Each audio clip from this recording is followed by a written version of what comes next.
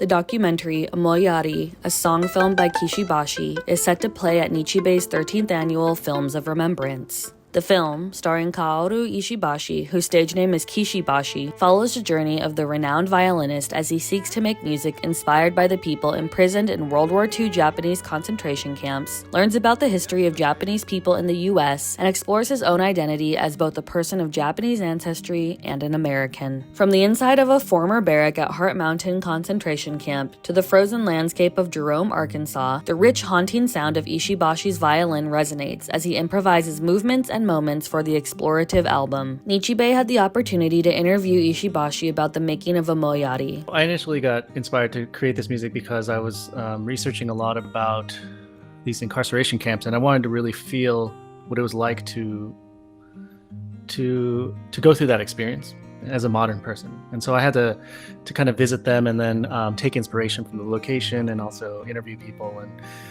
who are generous enough to give me their time. I guess physically visiting these camps, as important as it wasn't as important as actually listening to the stories and the testimonials from people and kind of putting yourself in a space where you can actually imagine what it was like to be them there. And I think that's what I took with me as I visited these sites.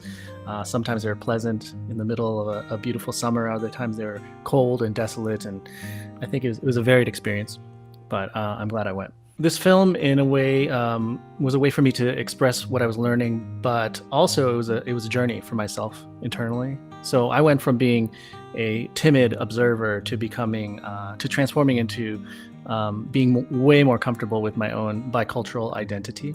And I think that transformation, along with you can kind of see in the film, but in addition to that, I think it helps. I wanted to help viewers who are in a similar situation to feel camaraderie with me and to know that they are in a country that is actually more and more inclusive of this new kind of bicultural identity. And I wanted to share that enthusiasm in the movie. I thought it was important to capture on camera. Initially, it was supposed to be a making of the album and the symphony piece, but I realized I was changing so much, and it started to look like something that would actually inspire a lot of other people, artists or not, to undergo a kind of self-discovery. And so I used it as a way to understand my own self as an exercise, but also to provide inspiration for anybody else who might be going through the same thing. I think the song that affected me the most personally was Theme for Jerome, because it's a song that up until that point, I hadn't really incorporated any Japanese style melodies into my music. I might have had Japanese words here and there, but never like in the forefront. So kind of that song to me, na, na, na, na, na, kind of shows, kind of exhibits my new enthusiasm with owning my identity in a musical way. So I think that's a particular one that I enjoy performing, and it's very relevant to me in the movie. I think the song that I particularly enjoy playing, and a lot of people enjoy, is called Summer of 42.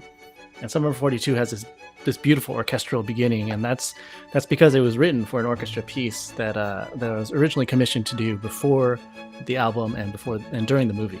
And so Summer of 42 has this epic orchestral, lush, exciting feeling of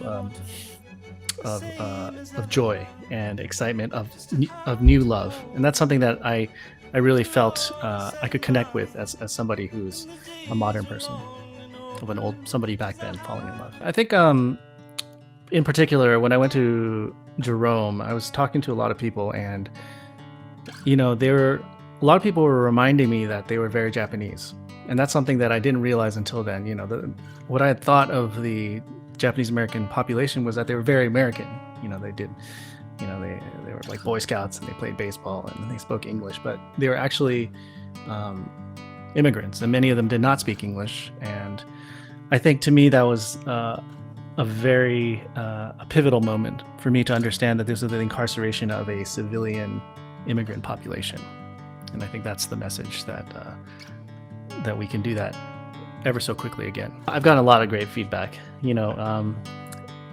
It's like we have 100% Rotten Tomato rating. So it's something where honestly it doesn't matter like how how great people think the film is. What really touches me is that a lot of people are moved and has affected them, even people who are connected to it, to the incarceration, but also just people who are maybe minorities who are feeling the same way, and or immigrants or children of immigrants. And I think, to me, that's the greatest reward is that this is actually helping people. I think there's a lot that I hope people will get from the movie. From the movie, I want people to cultivate empathy, especially if you're not a minority person, like a white person, that in a position of power, that you would have this empathy to help people who are in need.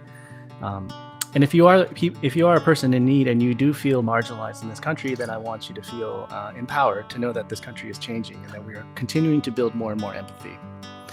And I think overall, obviously, music, arts, I want people to enjoy my music and to know that there's to be a human being and to be able to cultivate empathy and to have joy listening to music is something that ultimately will remind us of our own humanity. And that's, to me, is the most is what I hope people will take